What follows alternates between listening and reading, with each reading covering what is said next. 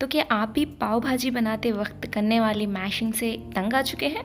तो आज मैं आपकी परेशानी को आसान करते हुए बिना मैशर की मदद के बहुत ही बढ़िया तरीके का same to same street style pav bhaji बनाने की रेसिपी शेयर करने वाली हूँ।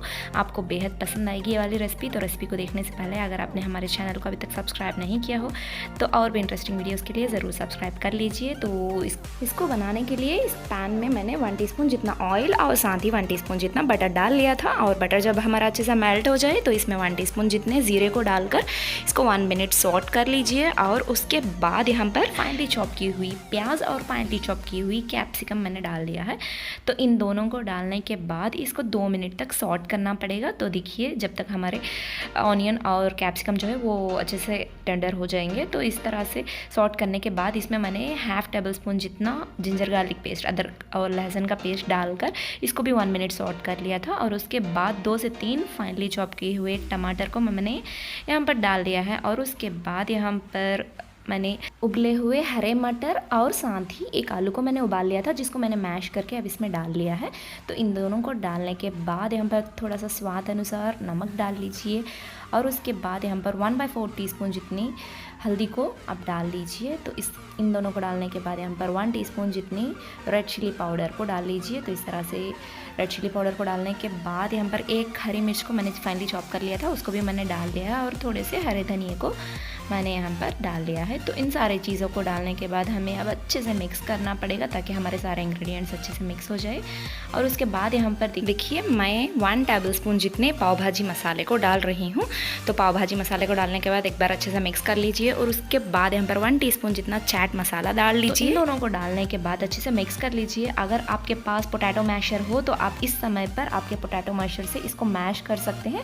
और मैश करने के बाद थोड़ा कंसिस्टेंसी एडजस्ट करने के लिए थोड़ा सा पानी आप डाल सकते हैं। बट मैंने यहाँ पर बस 2 टेबल स्पून जितना पानी यहाँ पर डाल दिया है। और इसको आप लिड से कवर करके 5 मिनट तक पका लीजिए। और जब ये थोड़ा सा गाढ़ा हो जाए इसको साइड में निकाल लीजिए ठंडे के लिए। तो इस तरह से रूम टेम्परेचर पर लाने के बाद इसको अब हमें ग्राइंड करना पड़ेगा। तो बिना मैशर के मैं इस टेक्निक का यूज़ कर रही हूँ। तो इस तरह से बनाए हुए सारे मिश्रण को इस मिक्सचर जार में डाल दीजिए। तो इस तरह से डालने के बाद हमें अब इसको ग्राइंड करना पड़ेगा। तो कोर्सली ब्लेंड कीजिए। अगर आप इसको ज़्यादा ब्लेंड कर दें तो ज़्यादा पेस्ट हो जाएगा। तो कोर्सली ब्लेंड करके उसके साइड में रख दीजिए।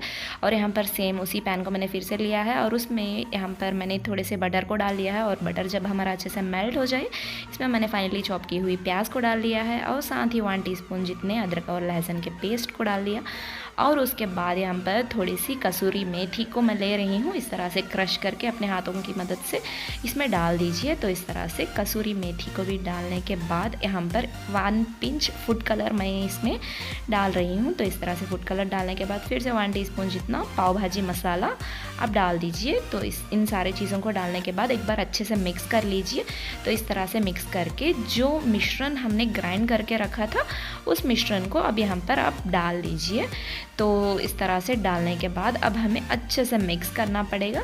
तो देखिए इस तरह से एकदम बढ़िया तरीके से इसको मिक्स कर लीजिए ताकि सारे इंग्रेडिएंट्स अच्छे से मिक्स हो जाए। और उसके बाद यहाँ पर ½ लेमन जूस मैं इसमें स्क्वीज़ कर रही हूँ।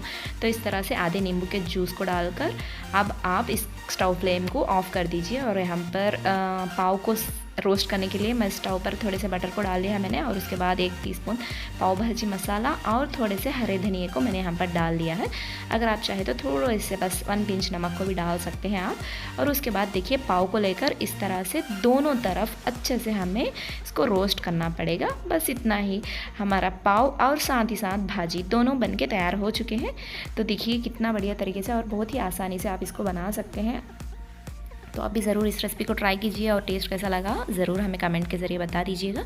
रेसिपी अच्छी लगी हो तो लाइक कीजिए और भी इंटरेस्टिंग वीडियोस के लिए ज़रूर चैनल को सब्सक्राइब कर लीजिए बेल के साथ, जिससे मेरे हर वीडियो का नोटिफिकेशन आप तक पहुंच जाए। Thank you for watching.